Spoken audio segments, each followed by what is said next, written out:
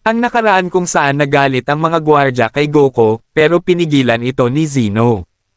Pagkatapos ay tumingin ulit siya kay Goku, isang titig ng paghuhusga ng kapalaran at pasyang hindi na mababago. Buburahin na kita ngayon, malamig na wika ni Zeno. Bumagsak ang kanyang kamay, at agad na sumabog ang isang nakakasilaw na puting liwanag. Napakakapal at napakalakas ng enerhiya nito na halos mawala ng malay si Vegeta sa tindi ng puwersa. Ilang sandali ang lumipas. Unti-unting naglaho ang liwanag. Biglang nabalot ng katahimikan ang paligid. At doon nila nakita si Goku, nakatayo pa rin. Walang kahit anong sugat. Walang bakas ng pagbura, walang senyales na naapektuhan siya ng kapangyarihan ni Zeno. Napatigil si Zeno. Nanlaki ang kanyang mga mata, hindi makapaniwala sa kanyang nasaksihan. Dahan-dahang ipinikit ni Goku ang kanyang mga mata at nagsalita. Ang tinig niya ay malalim ngunit malambing, parang isang ina na marahang tumatawag sa kanyang anak. Paano mabubura ng isang anak ang pusong may dalang bahagi ng kanyang ina? Bumigat ang kanyang mga salita, isang kahulugang siya lamang ang ganap na nakauunawa sa sandaling iyon. Sa sandaling iyon rin, napagtanto ng Grand Priest na ganap nang bumagsak ang kanyang plano. Marahan niyang inilapat ang kanyang palad sa lupa. Biglang nagliyab sa liwanag ang mga komplikadong simbolo sa ilalim niya. Umuga ang buong lugar habang binibigkas niya ang mga ipinagbabawal na sinaunang orasyon, mga salitang puno ng panganib. Kasabay nito, ang nilikha ng Grand Priest ay biglang nakaramdam ng matinding kirot sa kanyang pinakaloob, parang may isang sinaunang puwersang nagigising sa loob niya, isang alaala o lakas na matagal nang natutulog. Hindi niya lubos maunawaan ang nararamdaman, ngunit isang malinaw na imahe ang biglang nagpakita sa kanyang isipan. At sa isang iglap, isang napakalakas na pagsabog ng liwanag ang kumalat sa paligid. Walang pag-aalinlangan, sumugod ang nilikha ng Grand Priest. Ibinuhos niya ang lahat ng natitirang lakas at iniharang ang sarili sa gitna ng pagsabog, hinarang ang liwanag upang iligtas si Goku. Isa iyon sa pinakamatandang patibong ng Grand Priest, isang ritual na sadyang nilikha upang lumunin si Goku ng mag-isa. Nang hamupa ang pagsabog at tuluyang maglaho ang liwanag, dahan-dahang lumitaw ang tanawin. Nakahandusay ang Grand Priest sa lupa, tila wasak ang kanyang katawan. Nakatayo si Goku sa di kalayuan, tahimik, matalim ang tingin, ngunit naglaho ang mga pakpak na dati bahagi ng kanyang anyo, na para bang may napinsala sa mismong katawan niya. Bumagsak ang royal creation na likha ng Grand Priest, lubos na nanghina dahil sa pagsalo nito sa malakas na pagsabog. Nang makita ng lahat ang katawan ng Grand Priest, napako sila sa gulat. Sumigaw si Vegeta, hindi makapaniwala. Imposible. Pinatay ba niya ang sarili niya? Mahinang sumagot si Goku. Hindi. Hindi siya nagpakamatay. Tumakas siya, gaya ng dati. Nanigas si Vegeta, naalala ang lumang taktika ng Grand Priest. Mag-iwan ng bangkay habang ang tunay na anyo niya'y naglalaho, bago pa man maunawaan ng sino man ang nangyari. Biglang may mahina at basag na tinig ang umalingaw-ngaw. Goku, Vegeta, lumapit kayo. Maingat silang lumapit sa nakahandusay na royal creation. Mahina ang paghinga nito, at unti-unting nawawala ang kanyang enerhiya sa bawat segundo. Walang nakaintindi kung bakit niya isinakripisyo ang sarili niya, ilang sandali lang ang nakalipas. Lumuhad si Goku sa tabi niya. Anong nangyayari sa'yo? Bakit mo sinalo ang pagsabog? Dahan-dahang itinaas ng royal creation ang nanginginig niyang kamay at inilapat ito sa kumikislap na palamuting nakabaon sa dibdib ni Goku. Sa sandaling nahawakan niya iyon, nanlaki ang kanyang mga mata. Tumulo ang luha habang pabulong niyang sinabi. Ang palamuting iyan ang kwintas na pag-aari ng aking asawa. Napatigil ang lahat. Napatitig si Goku at sinabi. Ano ang ibig mong sabihin? Sino ka ba talaga? Noon pa man, may nararamdaman akong may humaharang sa isipan mo. Pero ngayon, hindi ka nagsasalita bilang isang makina. Para itong mga alaala. Mahinang nagsalita ang royal creation, pilit humahawak sa hininga. Ako si Osiris, ang sinaunang hari. Ang unang tagapamahala at tagapangalaga ng buong universe. Bago pa man matutunan ng Grand Priest kung ano ang tunay na kapangyarihan, bago pa man siya magkaroon ng pangalan. Humigpit ang kanyang boses. Niloko niya ako. Niloko niya ang aking asawa. Ikinulong niya ang aking mga alaala, binura ang aking esensya, at ginawa niya akong isang hindi kumpletong katawan. Napaatras si Vegeta, nanginginig sa galit at gulat. Paano niya nagawa iyon? Paano niya naagaw ang pagkatao mo at pinaghiwalay ang kaluluwa mo sa iyong sarili? Mahina ngunit malinaw ang sagot ni Osiris. Ang Grand Priest ay nagtataglay ng isang sinaunang teknik, isang kapangyarihang kayang durugan at ihiwalay ang mismong diwa ng isang nilalang. Pero bago ko ituloy, baka gusto nyo pa ng mga ganitong kwento, huwag kalimutang mag-subscribe. Salamat. Pinaghiwalay niya ang kaluluwa, ang katawan, at ang pagkakakilanlan. Ninakaw niya ang aking kaluluwa at ikinulong ito sa loob ng milyon-milyong taon, at ganoon din sana ang mangyayari kay Goku ngayon.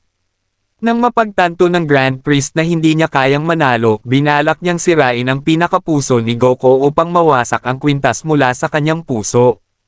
Lahat ay natigilan. Napaurong ng isang hakbang si Vegeta. Kaya ang iyong diwa ay winasak. Ang iyong kaluluwa ay naging isang bagay, ang iyong mga alaala ay naging iba, at ang iyong pagkakakilanlan ay nawala sa pagitan ng mga iyon. Kung gayon, sino ka na ngayon? Itinaas ni Osiris ang kanyang nanginginig na kamay at sumagot. Ako ang ama ni Zeno. Nagyelo ang katawan ng lahat, walang gumalaw, walang huminga, walang tibok ng puso. Nagpatuloy si Osiris. Ang anak ko iniwan ko sa kanyang ina, para lamang silang tuluyang maglaho sa aking buhay matapos burahin ng Grand Priest ang aking pag-iral sa kasaysayan. Ngunit ngayon ay nakikita ko na ang katotohanan. Goku, Vegeta, kayo na ang huling pag-asa. Pakiusap, protektahan ninyo si Zeno, protektahan ninyo ang mundong ito. At sa katawang ito, wala na akong silbi. Sinubukan niyang bumangon, nanginginig, saka tumingin ng diretso kay Vegeta. Vegeta, ikaw ang dapat magdala ng aking pamana. Kunin mo ito, ang aking kaluluwa, ang aking diwa, ang aking lakas. Ikaw at si Goku ang makakatupad sa hindi ko nagawa. Lumapit si Vegeta, at tumulo ang maiinit na luha mula sa kanyang mga mata, isang bagay na matagal na niyang hindi nagawa. Sa mahinang tinig, nagtanong siya. Bakit ako? Ipinatong ni Goku ang kamay niya sa balikat ni Vegeta at sinabi. Vegeta, huwag kang mag-atubili. Ibinibigay niya ang kanyang kaluluwa sa iyo dahil ikaw lamang ang makapagdadala nito. At ipinagkatiwala sa akin ng kanyang asawa ang huling tulay upang maibalik ang kanyang anak. Ikaw at ako na ngayon ang huling depensa ng unibersong ito. Kunin mo ang kapangyarihan at ibalik natin si Zeno sa naghihintay sa kanya bago pa maging huli ang lahat. Pumayag si Vegeta. At pagkatapos, sumabog ang liwanag, isang dalisay na makalangit na liwanag na lumamon sa mismong universe. Niyanig ang mundo, at ang lahat ay nabalot ng napakatinding sinag kaya napapikit sila ng mahigpit. At nang maglaho ang liwanag, lumitaw si Vegeta, ngunit hindi na tulad ng dati. Lumitaw siya sa isang banal na anyo na napapalibutan ng makalangit na liwanag na umiikot sa kanyang katawan. Ang lahat ay napatitig sa hindi maipaliwanag na paghanga, sapagkat si Vegeta ay tila tagapagmana ng isang trono na matagal nang kinalimutan ng panahon. Sa sandaling iyon, umugong sa galit ang tinig ni Zeno. Pinipilit mo pa ring sirain ang sistema. Kung hindi gumana ang aking kapangyarihan na pagbura, ako na mismo ang tatapos sa iyo. Mga bantay, kayo na ang bahala sa kanila.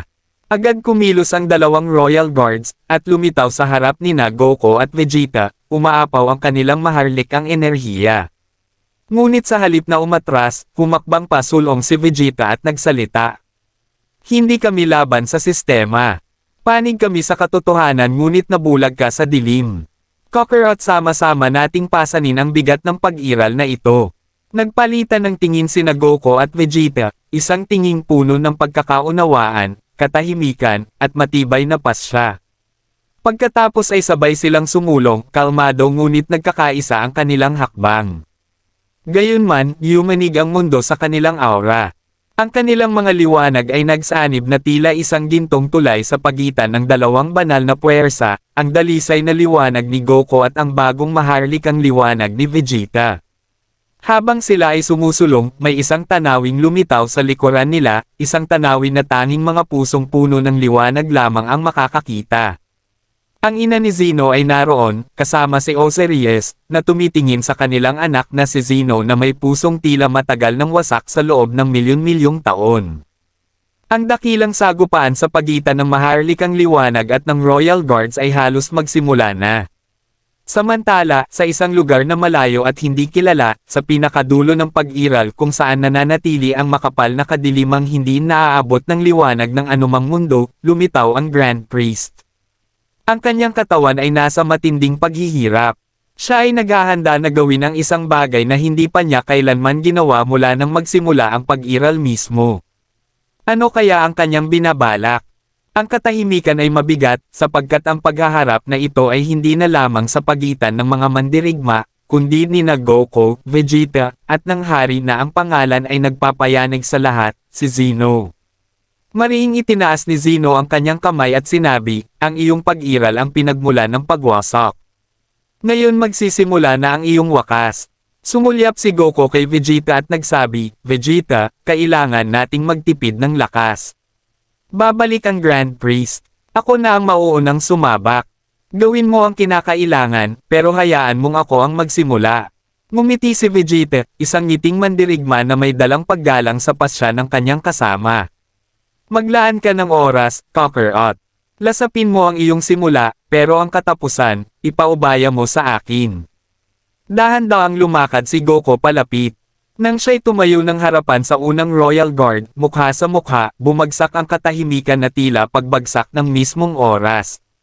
Kalmadong nagsalita si Goku, alam kong hindi ikaw ang tunay na may gusto ng laban na ito.